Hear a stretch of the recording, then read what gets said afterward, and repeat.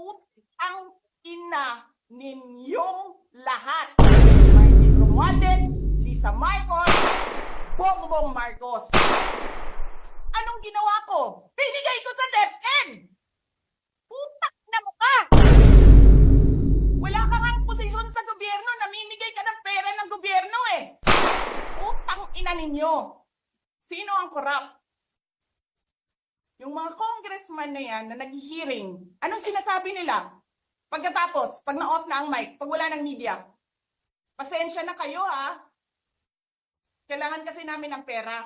Mag-eleksyon na kasi. Lisa Marcos, naalala mo? Nagpadala ka sa akin ng video? Sinabihan mo ako saan kukunin ang pera. Pinakita mo ang muka ng tao doon sa video message mo. Hi, Nikki. This is she's been working with us for the longest time. We trust her. You sent me written instructions about money. Millions a month. Anong nakalagay doon sa envelope? DepEd. Anong ginawa ko? Binigay ko sa DepEd. Putak na mukha.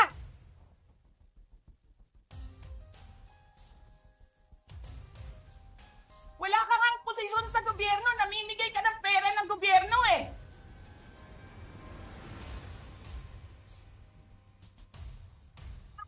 Sisirain nyo yung tangal ng mga kasama ko sa Office of the Vice President. Sasabihin nyo sa mga tao, nakaw yan, confidential funds yan. Niwala nga kayong isang proof na confidential funds yan. Naniwala lang kayo sa isang babae na ang pangalan ay Gloria Mercado na nagsabi confidential funds yan, na hindi nyo nga nilabas na wala pang confidential funds, meron ng white envelope. Kasi 2022 pa lang, tangina mo ka, may utos na ng pera sa DepEd. Tapos kami yung nagsisinungaling? Nagpipigil ako eh. Kasi gusto ko lang magtrabaho. Gusto ko lang tapusin nyo na yung show ninyo dyan sa House of Representatives para makabalik na kami sa trabaho namin. Tapos ganyan ang gagawin ninyo sa amin dahil hindi kami sumusunod sa inyo? Dahil ayaw na namin tumulong sa inyo?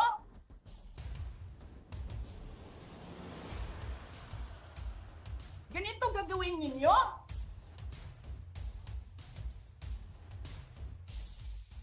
Presidente ka, may speaker ka na involved sa bribery ng Supreme Court justices. May video, may kaso, may witnesses. Hindi mo tinanggal yung speaker mo. Pinabayaan mo siya abusuhin ang pera ng bayan. Paikot-ikot sa buong bansa, namimigay ng pera na para bang kanya yung pera.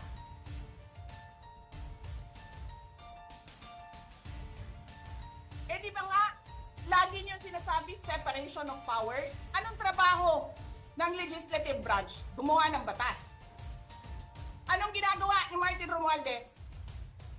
Nagdidirect ng DSWD, namimigay ng ayuda,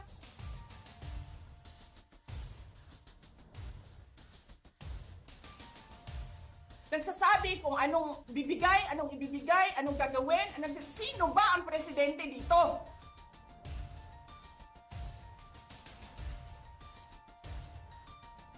Alam nyo, alam namin, mali ang ginagawa ninyo. Sinabihan ko lang mga kasama ko sa Office of the Vice President, pasensya na, sumunod na lang tayo para matapos na sila.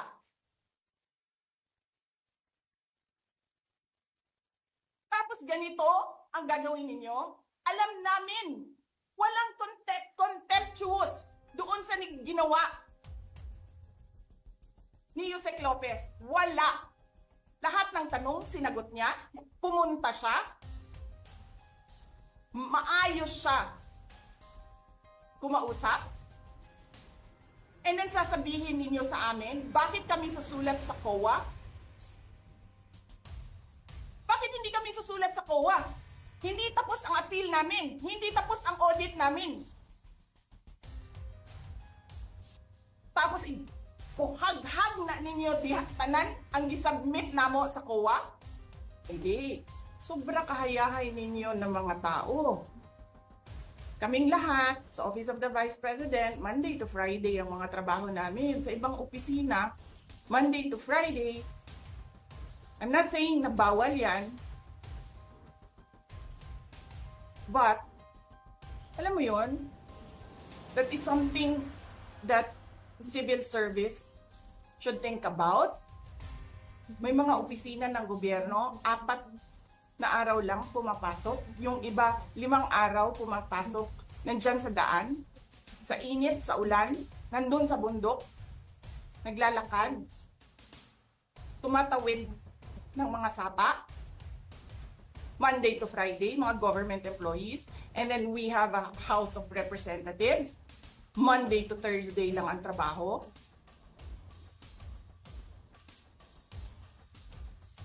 The civil service rethink that. Ganyan. So anyway, wala sila. Wala silang trabaho.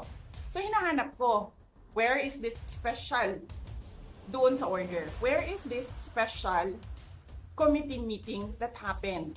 Because they need the permission of the majority leader and the speaker. Kasi nga, walang trabaho eh. So kailangan nila ng permission. Walang nakalagay doon. So how is that a legal order? Tapos nakalagay pa sa second order nila, I violated security regulations when I visited.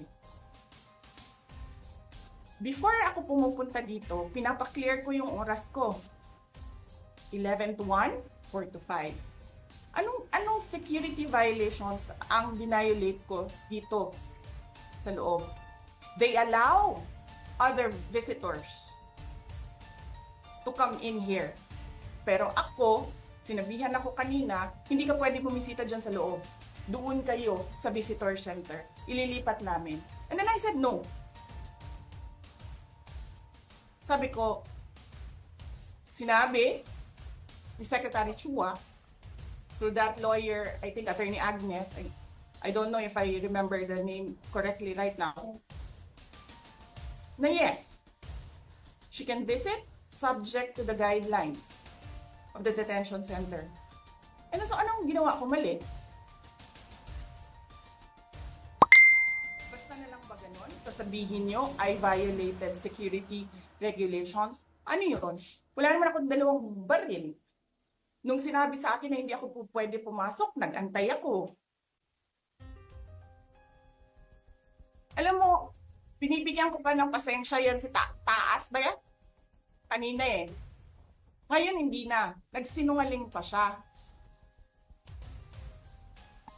Na I refused daw to leave last night when I did not even know na pinapaalis ako.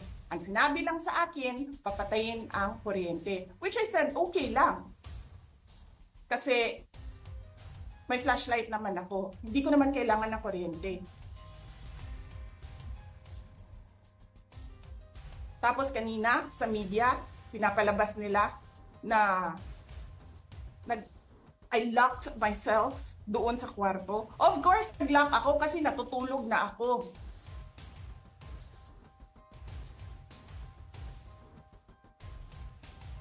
Tapos, what? Bawal ako magstay sa opisina ni Congressman Pulong Duterte. Bakit? Is not that government property. I was allowed by the lawful occupant and possessor of that office to stay there, to assist a detainee who is inconsolable right now, na hindi mo na alam kung yung sakit niya sa likod is a heart attack o ano, kasi hindi nila pinapapasok yung doktor. 'Di ba?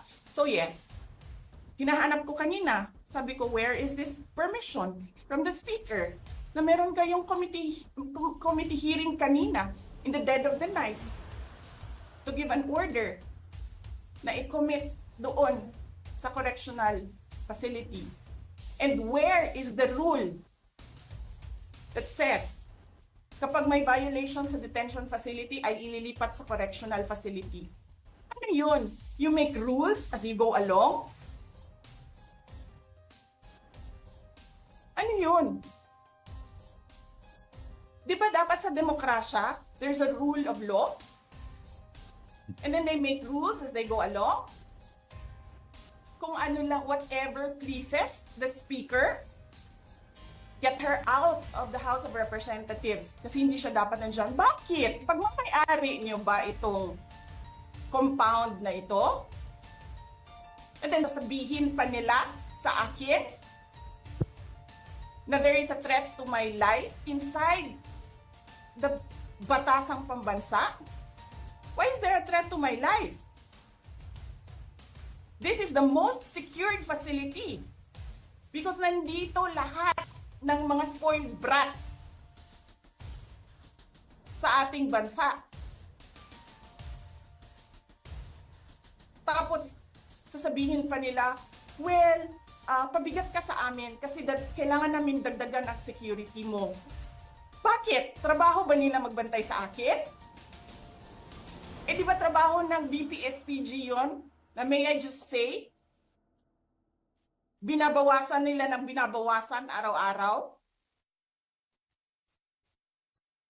Na as if this office is not the second highest office in this country, and only because umalis ako sa administration?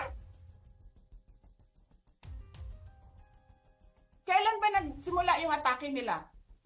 Alalahanin nyo. Diba? After ako nag-resign sa DepEd?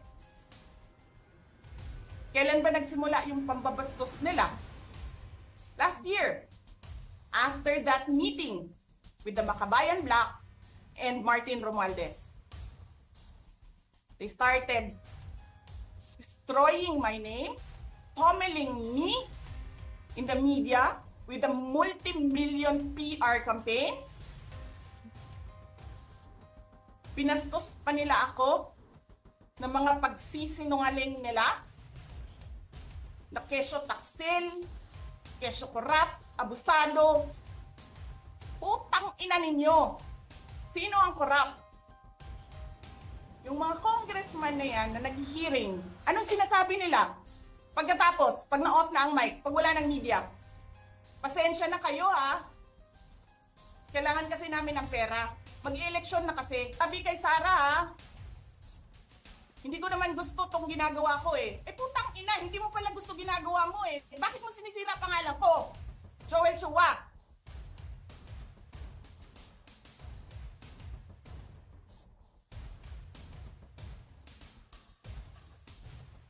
Ganyan. Ganyan ang bansa. This country is going to hell because we are led by a person who doesn't know how to be a president and who is a liar. Alam nyo anong pruweba ko na sinungaling siya? Tinanong ko, dalawang businessman. Matagal na sa negosyo ng bigas. Because I was concerned. This is a campaign promise. 20 pesos na kilo ng bigas. And so, I really sat down and talked to a businessman. Sabi ko, sabihin mo sa akin, kung magagawa ba yung 20 pesos. Sabi niya, hindi. Napaka-imposibleng gawin yan. Because more than 20 pesos ang cost. Paano ka magbenta ng palugi? So tinanong ko, nagsinungaling ba siya nung sinabi niya? And then he said outright, yes. It's either he did not know what he was talking about, that's so incompetent, or he was lying through his teeth to get the votes of people. Putang ina ninyong lahat. Martin Romualdez, Lisa Marcos, Bongbong Marcos.